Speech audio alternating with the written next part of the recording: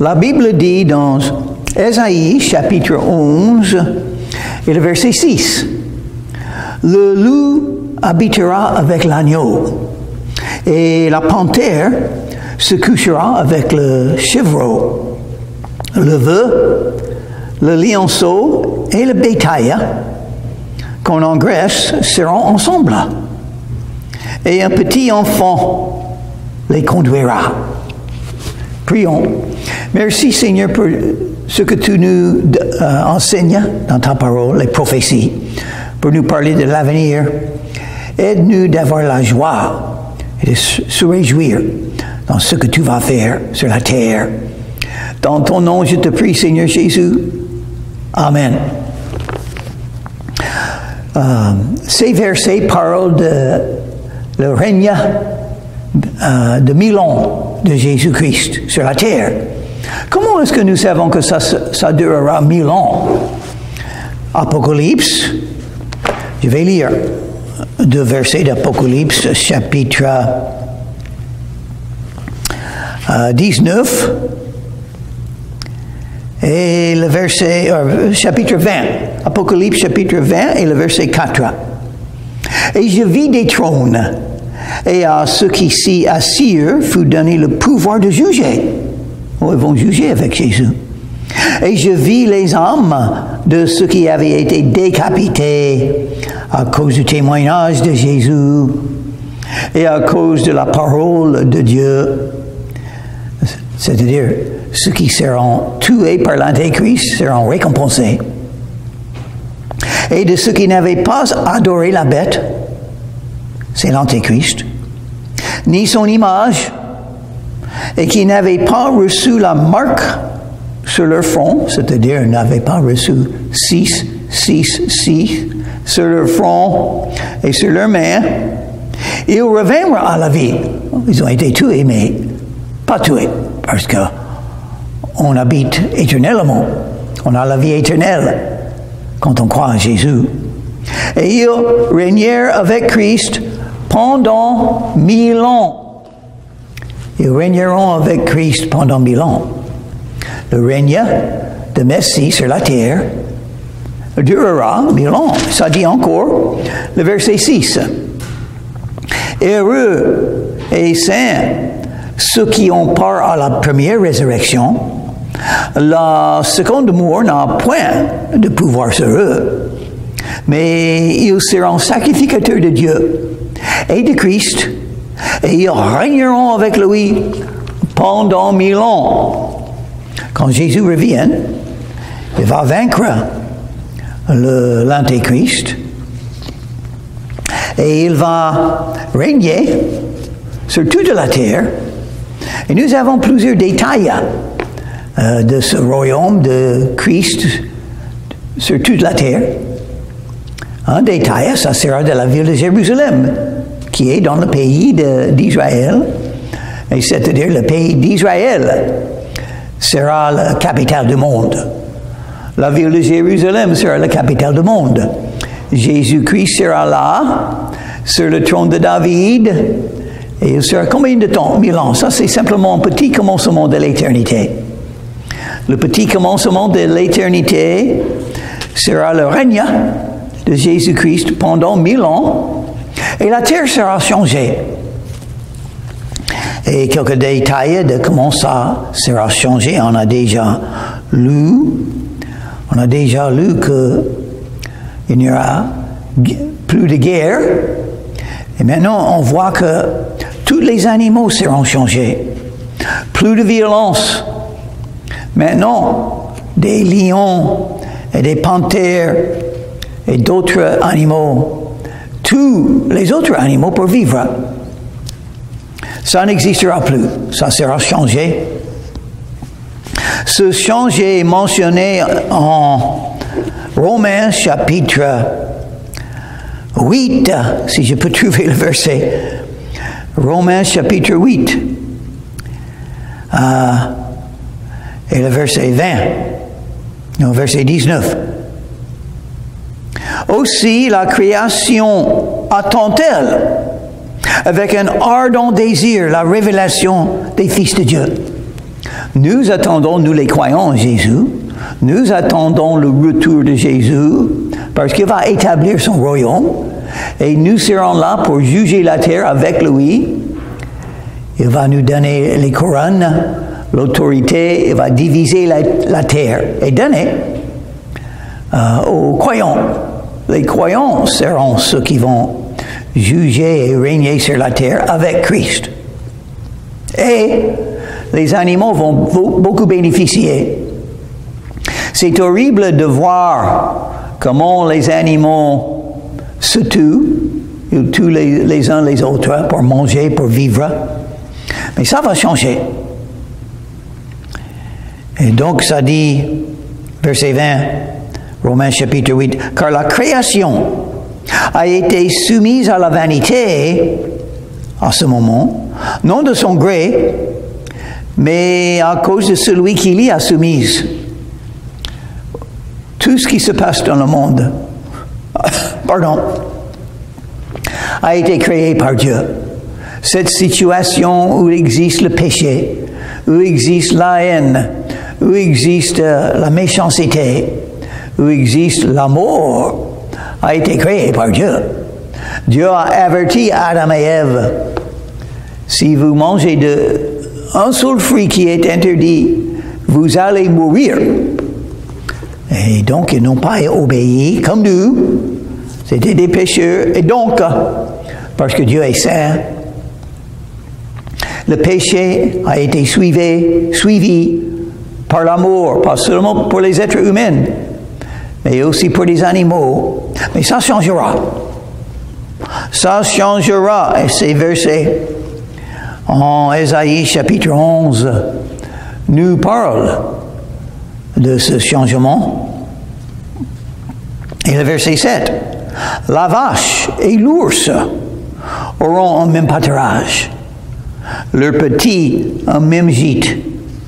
Et le lion, comme le bœuf, mangera de la pelle. » Oh, il ne mangera plus des autres animaux. Il ne mangera plus la viande. Le nourrisson s'ébattra sur l'antre de la vipère. Parce que la vipère ne va plus mordre. Il n'y aura plus des serpents venimeux. Et l'enfant sévré mettra sa main dans la caverne du basilic. Donc, c'est-à-dire, tous seront changés. Les serpents, les lions, tous les animaux seront changés. Et, verset 9, « Il ne se fera ni tort ni dommage sur toute la montagne sainte. » Ni tort ni dommage. Le péché cesseront. Jésus sera là. Enfin, un chef des pays qui est juste, qui est saint, qui fera la justice. Plus de guerre, plus de violence, plus de haine. Parmi les êtres humains et parmi les animaux. Des fois, les athées me disent, pourquoi Dieu ne change pas le monde? Il est Dieu. S'il est Dieu, s'il est là, il est tout puissant, il peut tout faire. Pourquoi pas anéantir les maladies, les guerres et tout ça? Pourquoi pas? Mais il va le faire quand il est prêt. Il va le faire quand il a un dessein pour le faire. Et la Bible nous dit des détails quand il le fera. Au retour de Jésus. Donc, je dis aux athées ce que je dis aux croyants. Si vous voulez voir ce changement maintenant, il faut espérer, il faut attendre le retour de Jésus. Parce que c'est ça, c'est à ce moment que tout sera changé pour le bien. Car voilà, la deuxième partie de verset 9, c'est un enseignement très important. Une raison que tout sera amélioré, tout sera changé. Pourquoi on aura la paix sur la terre? Car la terre sera remplie de la connaissance de l'Éternel. Tous vont connaître Jésus à ce moment quand il revient. Comme le fond de la mer par les eaux qui se couvrent. Les eaux de la mer qui couvrent la terre, oui. Donc c'est étonnant. Et la profondeur de la mer, ça sert beaucoup de vérité, beaucoup de nourriture spirituelle pour couvrir la mer comme ça. Un des grands problèmes avec le monde dans lequel nous vivons n'a pas assez de ça. La parole de Dieu, la Bible. Il faut aimer la Bible, il faut lire la Bible, il faut écouter les prédications de la Bible, il faut étudier la Bible, il faut mettre en pratique la Bible. Le plus que vous arrivez à faire ça, vous aurez la possibilité de croître dans la foi, être fortifié par la nourriture spirituelle. On a des problèmes dans le monde, on étudie beaucoup de choses, mais combien de gens étudient ça par le Saint-Esprit pour glorifier le nom de Jésus? C'est ça qui est raté. C'est ça qu'il faut dans le monde, la parole de Dieu. La merveilleuse parole de Dieu, dans laquelle se trouvent des promesses de Dieu, dans laquelle se trouvent des enseignements de Jésus. Oh, c'est étonnant. Et c'est exactement ce qu'il nous faut. Si vous voulez une meilleure vie, il faut la Bible dans votre vie. Les priorités. Comment éviter le péché? La parole de Dieu. Comment vaincre le diable? La parole de Dieu est une partie importante pour faire ça. Une des armes spirituelles pour les croyants, selon Éphésiens chapitre 6, l'épée de l'esprit, qui est la parole de Dieu. Quand Jésus a été tenté par le diable, Jésus a été fortifié, Jésus a gagné la victoire sur le diable, simplement par citer les versets de la Bible. C'est ce que Jésus a fait, donc nous devons faire la même chose. Il n'avait pas, c'est-à-dire Jésus n'avait pas la Bible dans sa main en ce moment. Il avait les versets de la Bible dans son cœur. Il a appris par cœur. Il a mémorisé les versets de la Bible, très importants à faire. Il ne fera ni tour ni dommage sur toute ma montagne sainte, la paix enfin. Jésus est le prince de la paix. C'est lui qui va faire venir la paix sur la terre, comme on aimerait bien le voir. En ce moment, avant le retour de Jésus, il y a des guerres.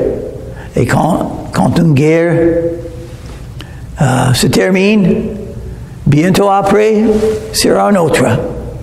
Et c'était toujours comme ça dans toute l'histoire humaine. Parce que les hommes sont méchants. Parce que le diable existe. Et il a la haine pour les êtres humains que Dieu aime tellement. Parce que les gens sont en rébellion contre Dieu. Parce que les gens n'obéissent pas les enseignements de Jésus. Aimez ton voisin comme toi-même. Même aimez tes ennemis. Jésus a enseigné.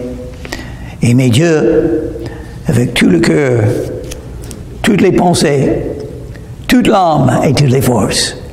Et aimez ton prochain comme toi-même. Comme le fond de la mer par les eaux qui le couvrent. En ce jour, verset 10, Ésaïe chapitre 11, verset 10, en ce jour, le rejeton d'Ésaïe sera là comme une bannière pour les peuples. Qui c'est? Jésus. Les nations se tourneront vers lui. Ah, ça c'est un problème aussi. Il n'y a pas assez de gens qui se tournent vers Jésus, qui regardent Jésus, qui invoquent le nom de Jésus, qui marchent en communion avec Jésus. Pas assez.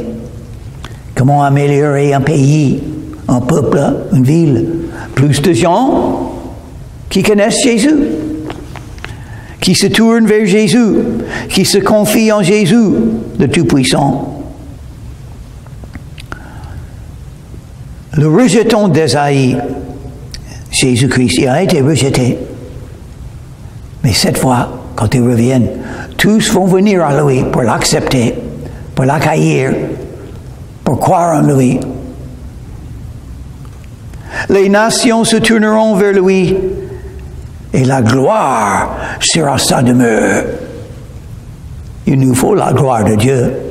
Les merveilleuses choses que Dieu seul peut faire dans nos vies, dans nos cœurs et dans le monde. Ça viendra de Jésus. Tous ont péché et sont privés de la gloire de Dieu. Ça, c'est le problème. Le péché des hommes. Mais Jésus est le sauveur des hommes. C'est lui qui est mort pour les péchés. C'est lui qui pardonne les péchés. C'est lui qui a gagné la victoire sur le péché quand il est mort sur la croix. Quelle victoire! Quelle victoire étonnante Jésus a gagné. Il va revenir pour que nous puissions tous voir la grande victoire qu'il a déjà accomplie. Mais ce n'est pas encore manifesté. Mais les prophéties d'Ésaïe, les prophéties qu'on a lues en le livre de Romains, l'épître aux Romains que l'apôtre Paul a écrit, Apocalypse que l'apôtre Jean a écrit, on voit les prophéties de l'avenir. Quel avenir, malgré les jugements, malgré la colère de Dieu, malgré la punition qui doit venir, malgré l'Antéchrist, malgré le diable, Jésus le fera. Et on attend ça. Peut-être aujourd'hui.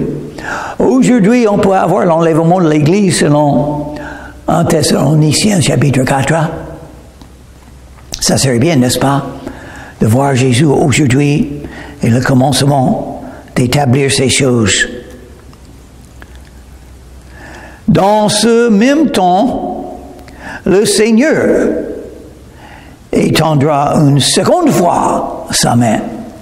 Une seconde fois. Il est venu la première fois. Il va revenir une seconde fois pour racheter le reste de son peuple. Il va tout racheter. Il va sauver les Juifs. Il y en reste. Dieu a puni parce qu'ils sont devenus comme Sodome et Gomorrhe. C'était horrible ce que Israël est devenu dans ce temps-là, dans la vie d'Ésaïe. Dieu a été beaucoup irrité, mais il aime aussi. Et malgré les faillites des hommes, Dieu va accomplir ses promesses. Il a donné une promesse à Abraham, et ça sera accompli dans la semence qui est venue d'Abraham, qui est Jésus-Christ de Nazareth, le Messie. Donc, malgré toutes les persécutions contre les Juifs, malgré tous les problèmes que Israël a souffert et vont souffrir encore plus, Dieu le fera. Dispersés en Assyrie, en Égypte, à Pathros, en Éthiopie, à Elam, à Shinar et à Hamath, et dans les îles de la mer. Et qu'est-ce que ça veut dire? Les Juifs dispersés partout dans le monde, ils sont toujours là. Il y a plus de Juifs dispersés dans le monde qui existent, qui habitent en Israël. Mais Dieu a un dessein pour les rassembler, pour qu'ils puissent revenir, pour racheter le reste de son peuple. Comment racheter les peuples? Par le sang de la croix de Calvaire. Jésus est mort pour tous. L'ange Gabriel a dit à Marie, il faut donner le nom de Jésus, parce qu'il sauvera son peuple de leurs péchés. Il est venu premièrement pour les Juifs. Et nous, qui ne sommes pas juifs, grâce à Dieu, nous sommes là aussi invités à venir à Jésus et croire en le Messie, le Juif, la semence d'Abraham, Jésus-Christ de Nazareth, celui qui va racheter le reste, ce qui reste. On va beaucoup persécuter les Juifs, impossible de tous tuer. Il a essayé. L'Antéchrist va essayer. Les terroristes essayent toujours. Ils ne vont pas réussir. Parce que Dieu a un dessein, une promesse pour les peuples d'Israël. Il va le faire. Il élèvera une bannière pour les nations. Il rassemblera les exils d'Israël. Oh, Dieu a choisi que les Juifs existent en Israël. Ça, c'est le pays de Canaan que Dieu a donné à Abraham. Ça, c'est la volonté de Dieu. Donc, le diable est toujours contre la volonté de Dieu. Le diable essaie à chasser les Juifs d'Israël, à les disperser. Non, mais Dieu rassemblera les exilés d'Israël. Il recueillera les dispersés de Juda des 4 extrémités de la terre. Regardez Israël et ce qui se passe dans ce pays. Si vous regardez et si vous reconnaissez ce qui se passe avec ce pays, vous allez reconnaître que les promesses de Dieu sont en train de se réaliser. Et pourquoi? Verset 13. La jalousie d'Éphraïm disparaîtra et ses ennemis en Juda seront exterminés. Il ne faut pas être contre Israël. À la fin, vous serez exterminés. Il faut aimer les Juifs, aimer Israël, aider Israël. Dieu a donné la promesse à Abraham.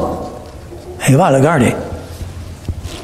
Je bénirai tous ceux qui te bénissent, Dieu a dit à Abraham, et je maudirai tous ceux qui te maudiront. Donc il faut faire attention, il faut aimer les Juifs. Ceux qui sont contre les Juifs sont contre les promesses de Dieu, sont contre Dieu le Tout-Puissant, sont contre les prophéties qui seront accomplies. Parce que Dieu ne faillit jamais. Le zèle de l'Éternel le fera. Il a fait une promesse. Il gardera sa promesse. Et nous, qui vivons selon la foi, nous cherchons toujours les promesses de Dieu dans la Bible.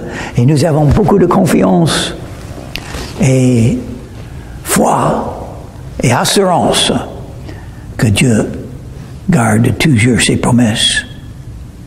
Et Juda ne sera plus hostile à Éphraïm,